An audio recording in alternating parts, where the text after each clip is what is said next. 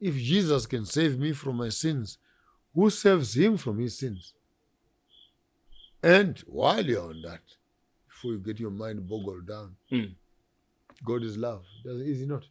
Yes, he is. So you fight with the devil in heaven. Yeah. And when you fail to kill the devil in heaven, you bring him to earth and you put him in the blankets with your children.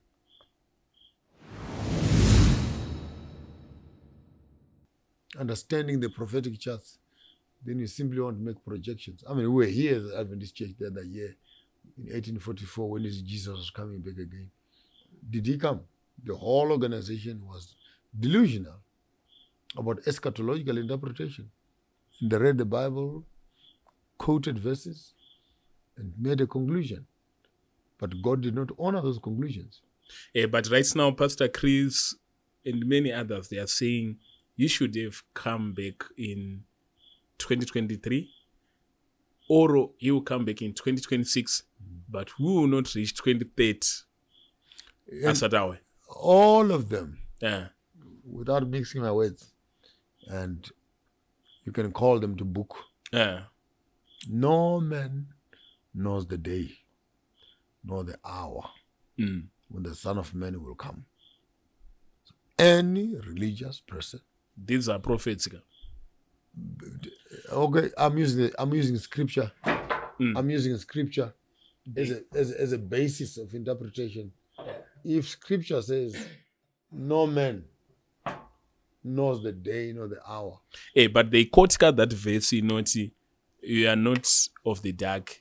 You are not the Then day will catch you unaware. I'll give you the next one. Yeah. Even Jesus says, I also don't know. Only the Father that is in heaven.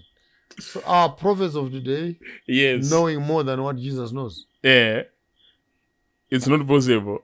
No, I'm just asking. Kana iye mwana unkomana omunhu akati nenivo handizivi musi nenguva. Yeah. Saka vafundisi mazuva ano vano ruzivo here. Our pastors, Yes, more informed than the Son of Man himself, says no one knows the day or the hour except God himself. Well, Have you read that verse? Yeah. Maybe I think they can pick notes from this one because most of their members, they are no longer buying properties. Most of their members, they are no longer planning beyond 2030. They must learn from the Adventist Church. They burned their fields. They left their potatoes in the field. They pulled their children from schools in the utopia and expectation of the soon return of their Lord and Savior. Sold their farms. And he did not come.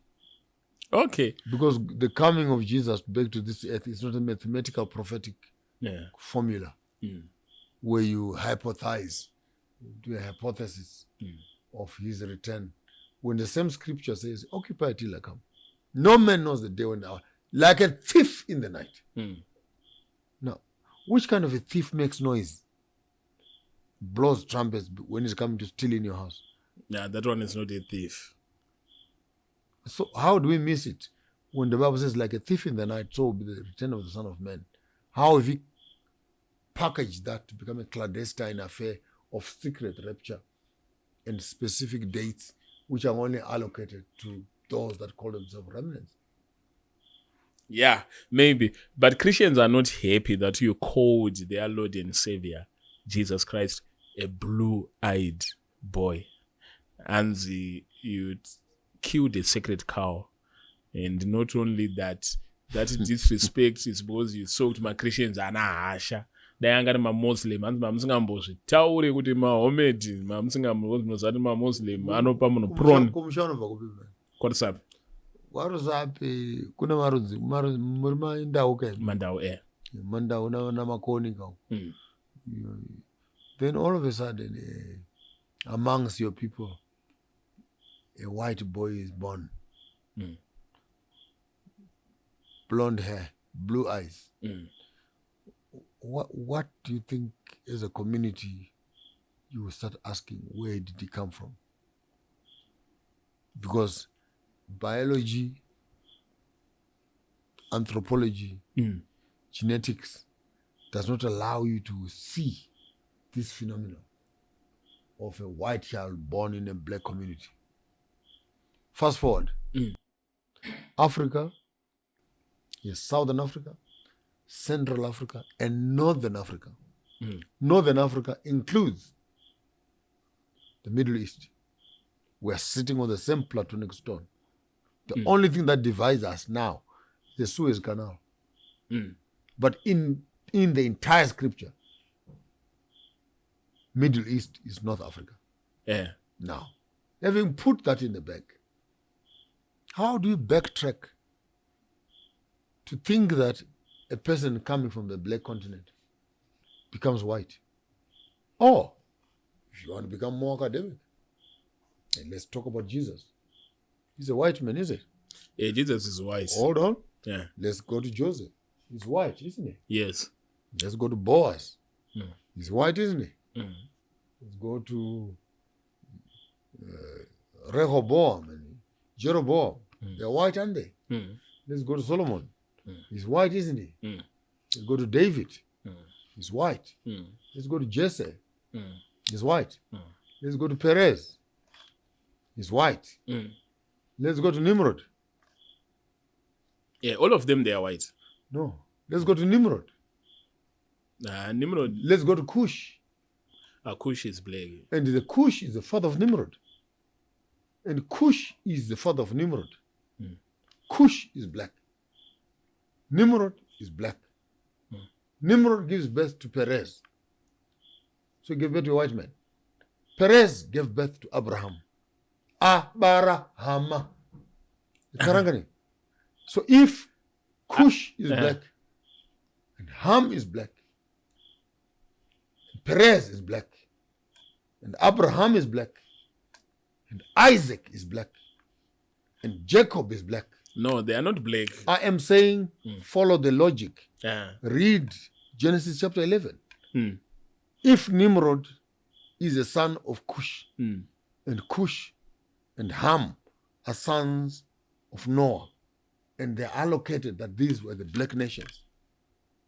Ham is the father of the black people, and Cush is the father of the black people.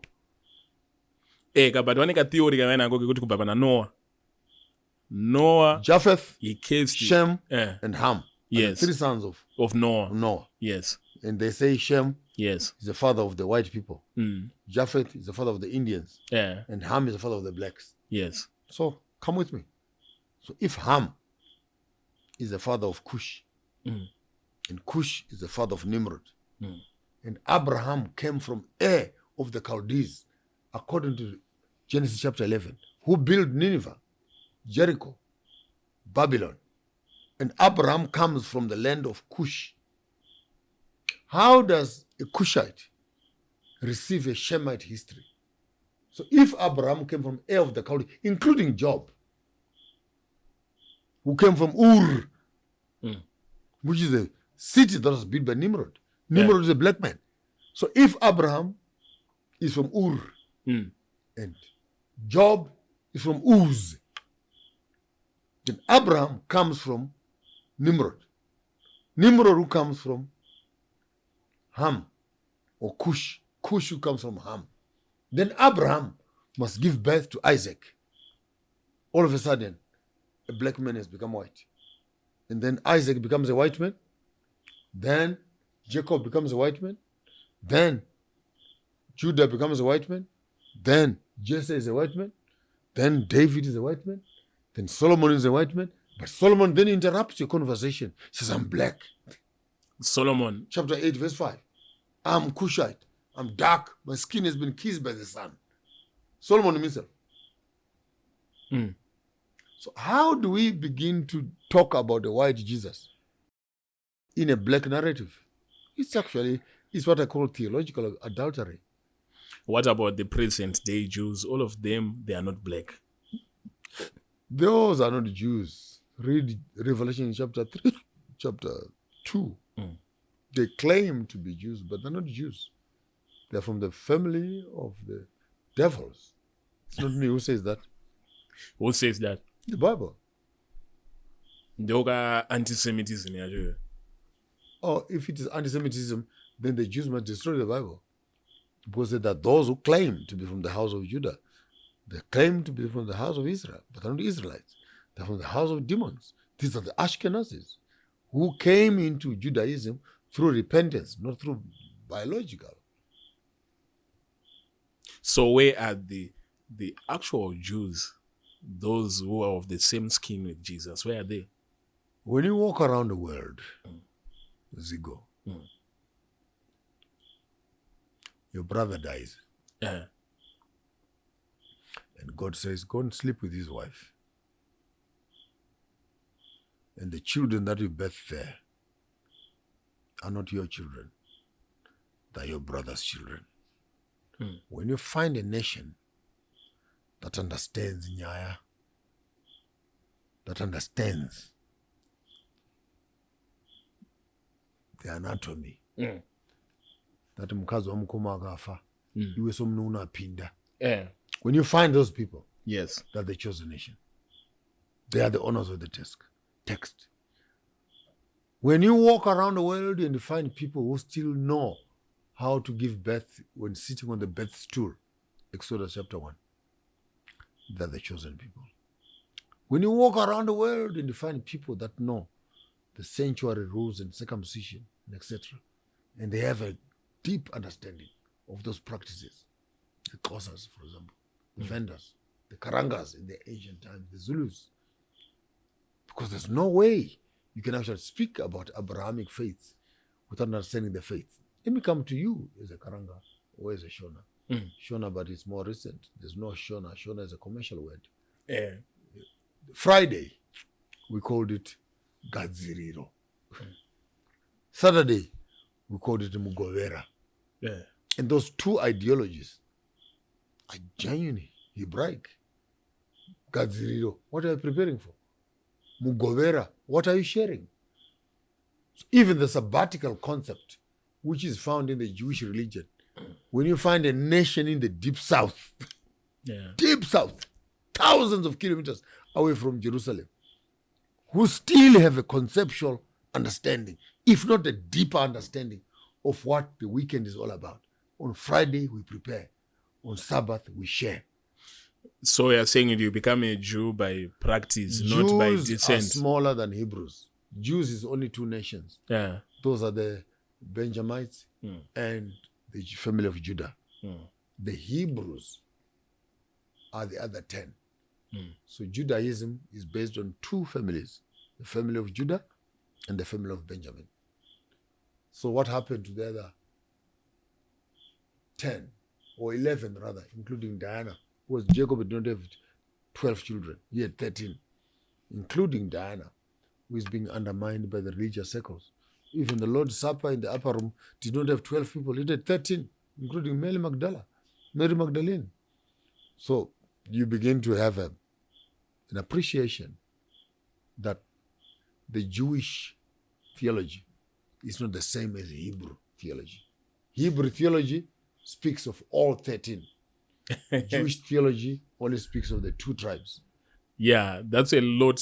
We come another day when you have time. Yes. Then we get in the book of Kings, and I will show you how the other 10 tribes were actually taken by the Assyrians and they were assimilated in the rest of the world. So that the traits of Jewish behavior from the people in Nigeria, the people in Cameroon, the people in Zimbabwe, the people in Venda, the people in the Lembas, etc., the Xhosas, actually still maintain the Hebraic theology without necessarily claiming.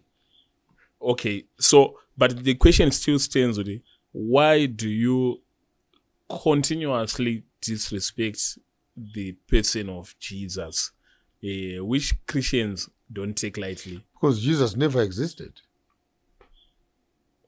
There's nothing in history called Jesus. Jesus only appeared in the 80 years ago.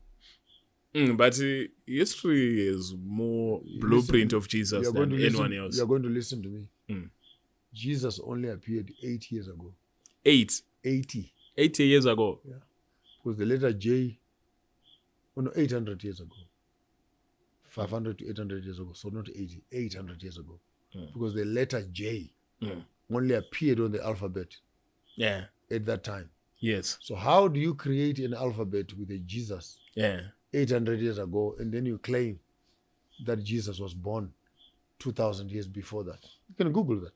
So the letter J appears on the alphabet. Long after Jesus. And then you ask me intellectually that you must believe in Jesus. But there was the letter Y, Yeshua, what? We are still talking about the But same you're not person. asking me, do I believe in Yeshua? You're asking me if I believe in Jesus. And when I tell you that Jesus is non-existent, in 0 BC, there was no man called Jesus. So don't ask me to say, do you believe in Jesus? Who was not there.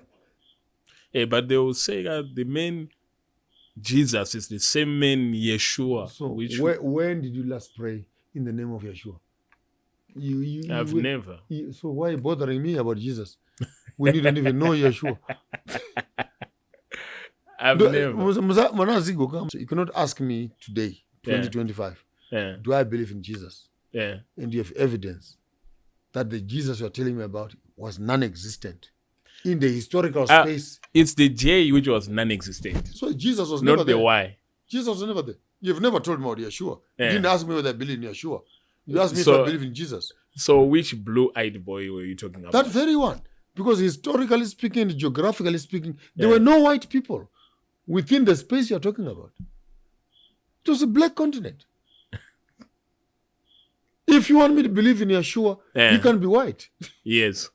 Because the Ashkenazis only came here in 1947, claiming that they are Jews. So take me back to 0 BC. Find for me, geographically speaking, what kind of people lived in that kind of space. And if you find a white man, please let me know. I know the Romans are the ones who crucified him. But were the Romans white? Yes. Was the Yeshua white? No. Why did they call Simon of Cyrene, who was a black man? Who was Joseph of Arimathea? Yeah. And if you read your history well, the Roman history actually said you cannot crucify a Roman. This was against the law. Yes. So the only reason they would crucify Yeshua was because he was a black man. Because the Roman law says you can't crucify a fellow white man. In fact, that's where you discover colonization. So, Bishop, do you respect Jesus or Yeshua as a black man, but you disrespect the white? I've not met both of them theologically. Yeah. Theologically, I've been reduced to a white one. Yeah. And religiously, I'm supposed to believe in a black one. So it's all a schizophrenic. It's almost like an intellectual abuse, what I might call academic adulteration. Because you are advertising one thing and you want me to believe in another thing. Yeah. The Jesus that you're talking about, do you believe in Jesus? Do you believe in Jesus? It's a rhetoric of theological adultery because Jesus never existed. There's no person in history recorded as Jesus, except if you want to create Jesus, who is the son of Zeus. And Zeus, who is the god of the Greeks. Yeah. And did we ever hear in history of a person called Jesus, Jesus, who is the son of Zeus? And you want me to believe in a Jewish pagan god? And you want to make him a Christian god? And Maponga J going kneeling in front of a Zeus god, whom we call Jesus, so that the sins can be forgiven? No. And that boy you call Jesus, or Yeshua, did not die for my sins. He died for political mischief. In what sense? He challenged the Romans. He challenged the religious system. And they killed him for that. But that's the same person you are saying he was not existent. I'm saying the white boy Jesus never existed. Never existed. But if you bring the Yeshua concept, he did not die for my sins. He died for political mischief. Do you want to border gaze? Challenge a system.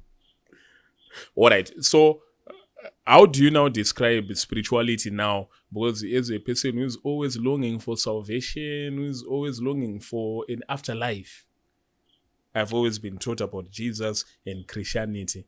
Is there something else that is there for me? When you were in your mother's womb, and you were coming this way, before you were born, did you know where you were going? No. Did you know your father? No. Did you know your relatives? Actually, your mother had to push you out of the first country of your residence into this life. So why are you scared of crossing over into the world of the dead? When you came here, you did not know where you're going. So why are you scared of what is happening on the other side? The whole concept of life must be understood in its mystical form. You are your ancestor. You are them before you got here. The DNA that runs in you is your mother and your father, the grandmothers and grandfathers that lived before you came here. So the whole issue of being saved and salvation into this realm, saved from what? If Jesus can save me from my sins, who saves him from his sins? And while you're on that, before you get your mind boggled down, God is love. Is he not? Yes, he is. So you fight with the devil in heaven. Yeah. And when you fail to kill the devil in heaven, you bring him to earth. And you put him in the blankets with your children. And then you say to your children, if the devil bites you, I'll kill you also. And then you say in John 3:16, for God so loved the world. I am a father. I will not fight with a snake in the bush. And then bring the snake that I failed to kill in the bush into my house. There is Mars, there is Jupiter, there is Pluto, there is Venus, 1,000 galaxies out there where God could have taken the devil and dumped him there to leave his children in peace. No! Take the devil. Put him on earth. And by the way, this problem of sin does not begin on earth. Where does it begin? In heaven. So why are human beings being troubled by a divine problem? Because God would have an ulterior plan at the end, which we don't know. And so don't then if you don't know, don't ask me things that you don't know. Can you just stop right there? Yes, but I would want to understand obviously you know something better. That is why you are now rejecting the Bible, what. There's something that have convicted you to believe what you are now believing here. If I am a father and I must teach my children and show love, I don't think that the God of the Bible is the God of the universe. I don't think that the God of the Bible is the God of creation.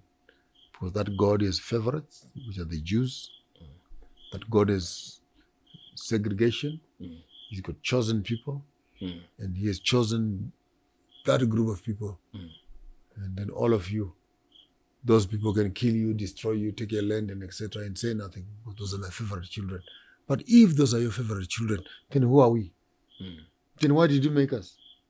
And if you wanted the Jews to become your favorite children, why did you take the land that belongs to the Palestinians and the Philistines and give it to your favorite children?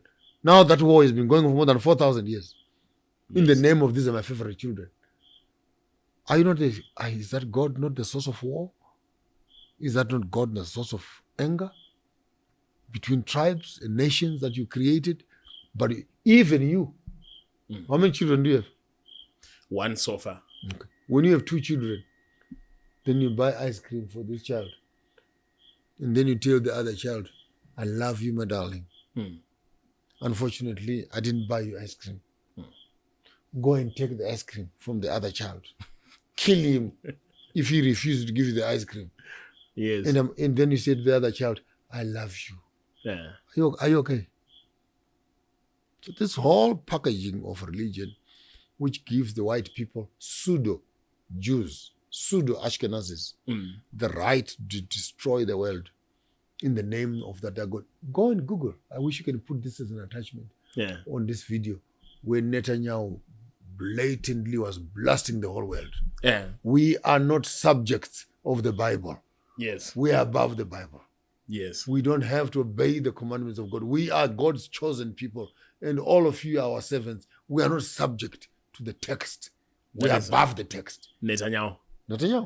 You find it in his own words. And the Bible says we should pray for them. The Netanyahus. Can I ask you a question? Yeah. Then who prays for us? We must pray for them to kill us. We must pray for them to destroy us because they are God's favorite children.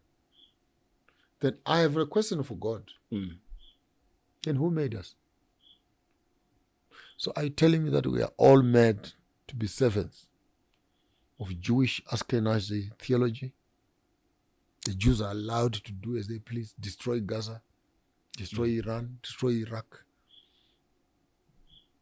vandalize the whole world, run around the whole, spoiled brat, spoiled child in the name of theology. So I can submit to you, blatantly so. That religion is a mother of chaos. And remnant theology is a progenitor, is the very source of global mischief. Yeah. Zico is a journalist. He comments on doctrinal matters. Whatever gives Zico $1 is what he will publish. At best, he's a journalist. He's a journalist. Journalist.